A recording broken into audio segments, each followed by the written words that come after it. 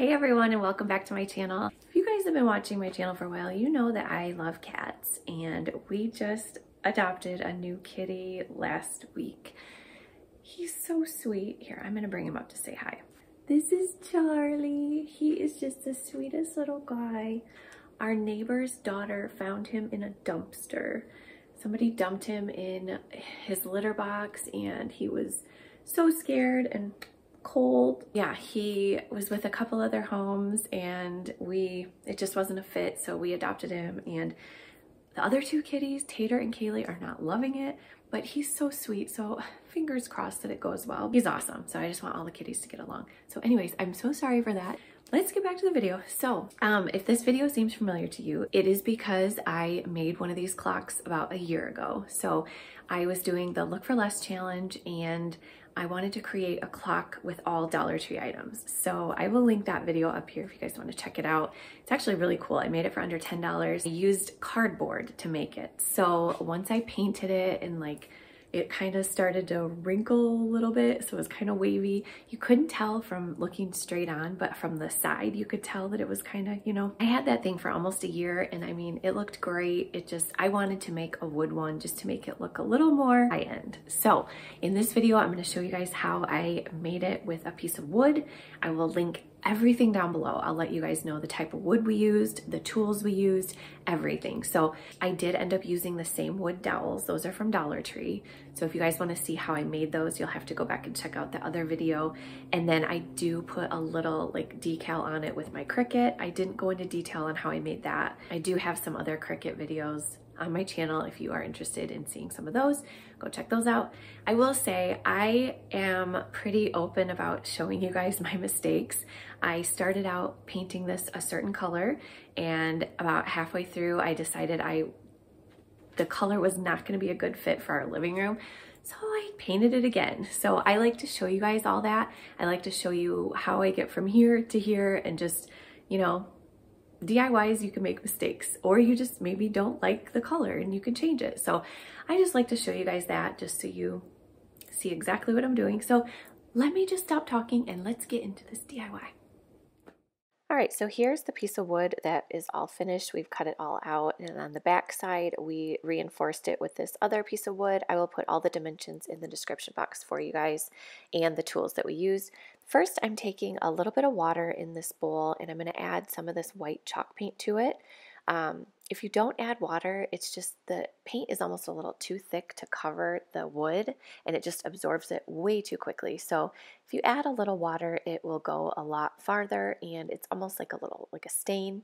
So you are going to need to do probably 2 coats to get it to completely cover, but I was looking for a more distressed look anyways. So now I'm taking this other piece of wood and I am going to draw lines so that these look like little wood panels. So I'm going to space them out to be about 4 or 5 inches, and I'm just going to draw lines across the whole entire thing to make them look like actual pieces of wood.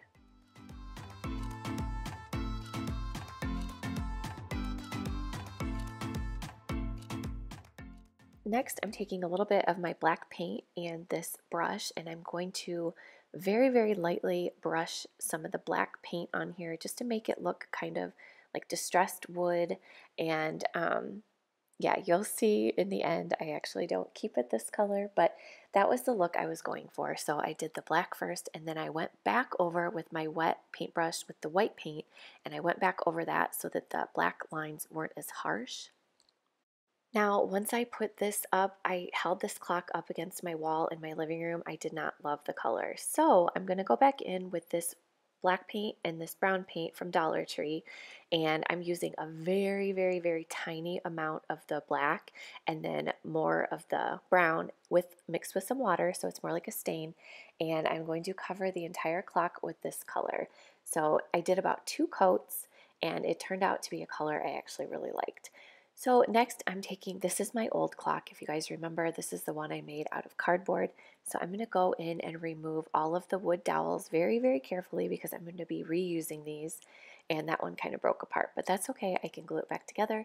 And if you guys want to see how I made these dowels, go ahead and check out the video. I'll link that down in the description box as well for you guys. So yeah, just remove these very carefully so that you can reuse them on the new clock. This clock hardware I picked up at Hobby Lobby. I want to say it was around $10, and then I used my 40% off coupon. So I'm going to go ahead and remove this as well and set this aside so that I can use this on the new clock as well. And this is what the back looks like. So when you cut your clock, when you're ready, you're going to need to make a little hole the size of that little mechanism to fit in there as well. So now I'm taking those wood dowels and I'm just lining them up.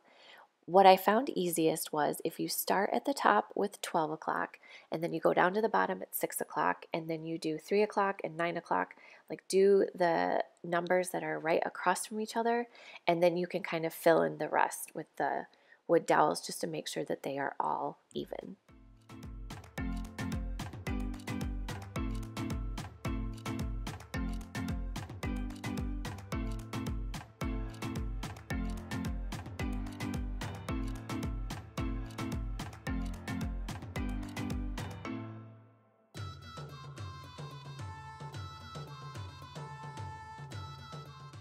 For this next part, we have drilled a hole in the direct center of the clock, and I'm going to add back the little clock mechanism. And I had a heck of a time figuring out how this went. I tried to keep it in order when I took it off so that I knew exactly how to put it back. But when you do buy this, it gives you directions. So don't throw those away because there's a bunch of little pieces and you need to know exactly where it goes. So now I went ahead and made this little farmer's market sign with my Cricut, and I'm going to put this part just above the clock hands, and then I have another little part I'm going to put below it. So I just made this off of Canva. I just found a font I liked and then just typed in farmer's market. I got the idea from a Google search. I just was looking at wall clocks and one of them had this on it.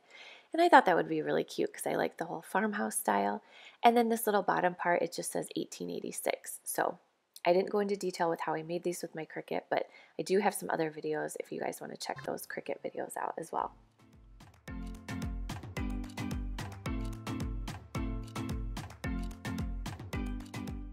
And this is the finished product. It doesn't look too terribly different from the first one, but this one is going to be a lot sturdier, a lot more durable, and it doesn't look wavy like the cardboard did on the side. So I hope you guys enjoyed this video.